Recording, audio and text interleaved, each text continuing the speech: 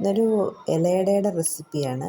ഇലയടയെന്ന് പറഞ്ഞാൽ നമ്മൾ സാധാരണ മാവെടുത്ത് ചൂടുവെള്ളത്തിൽ കുഴച്ച് ഇലയിൽ പരത്തി കൈകൊണ്ട് പരത്തി ഉണ്ടാക്കും. ഇത് അങ്ങനെയല്ല. അരിപ്പൊടി 2 കപ്പ് അരിപ്പൊടിയാണ് എടുത്തിരിക്കുന്നത്.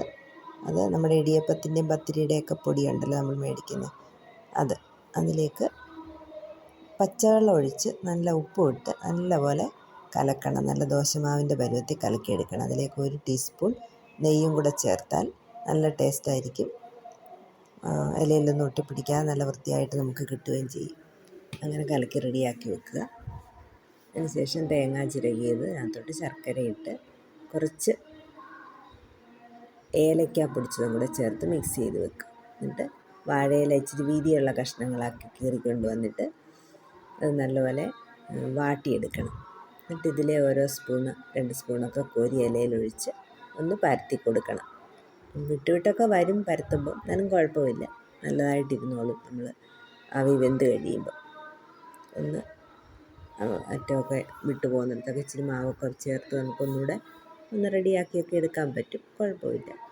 ആദ്യം നമ്മൾ പരത്തുമ്പോൾ ഇങ്ങനെയൊക്കെ ഇച്ചിരി ഇതായിട്ടൊക്കെ വരും. പിന്നെ അത് ശരിയാവും. 1-2 ആയി കഴിയുമ്പോൾ നല്ല പരത്തുന്നത് നല്ലതായിട്ട് വരും. ഞാൻ ആദ്യമായിട്ടാണ് ഇത് ട്രൈ ചെയ്ത് നോക്കുന്നത്. പക്ഷേ നല്ല സൂപ്പറായിരുന്നു. അതിലേക്ക് നമ്മൾ തേങ്ങയുടെ മിക്സ് വെച്ച് കൊടുക്കണം. എന്നിട്ട് സാധാരണ ഇലയടയ്ക്ക് മടക്കുന്ന പോലെ മടക്കി 2 സൈഡും കൂടെ ഒന്ന് മടക്കി കൊടുക്കണം. അടുത്തത് പരത്തിയപ്പോൾ നല്ല റൗണ്ടായിട്ട് നല്ല ഭംഗിയായിട്ട് വന്നിട്ടുണ്ട്. ഇങ്ങനെയാണ് നമ്മൾ മാവ് മുഴുവൻ ഇലയിലിങ്ങനെ പരത്തി മടക്കി റെഡിയാക്കിയിട്ട് ഇഡ്ഡലി പാത്രം അടുപ്പത്ത് വെച്ചിട്ട് അതിൽ സ്റ്റീം ചെയ്യുന്ന ചെറിയ കിഴുത്തയുള്ളതുണ്ടല്ലോ തട്ട്, അത് വെച്ച് കൊടുക്കണം. എന്നിട്ട് ഇലയട ഇങ്ങനെ വെച്ച് കൊടുക്കണം. ഞാനിപ്പോൾ എല്ലാം കൂടെ ഒന്നിച്ചൊരിഞ്ഞ് വെച്ചു. നമുക്ക് വേണമെങ്കിൽ 2 എണ്ണം വെച്ചിട്ട് വാഴയുടെ തടയുണ്ടല്ലോ, തണ്ട്, അത് ഇടയ്ക്ക് 2 എണ്ണം വെച്ചിട്ട് അതിൻ്റെ മുകളിൽ അടുത്തത് വെക്കുക. അങ്ങനെ വെച്ചാൽ പെട്ടെന്ന് വെന്ത് കിട്ടും. ഇതാകുമ്പോൾ ഇത്തിരി താമസിക്കും. നല്ലപോലെ വെന്ത് വന്നിട്ടുണ്ട്. അടച്ച് വെച്ച് ഞാൻ വേവിച്ചായിരുന്നു. അതിൻ്റെ വീഡിയോ എടുത്തിട്ടില്ല.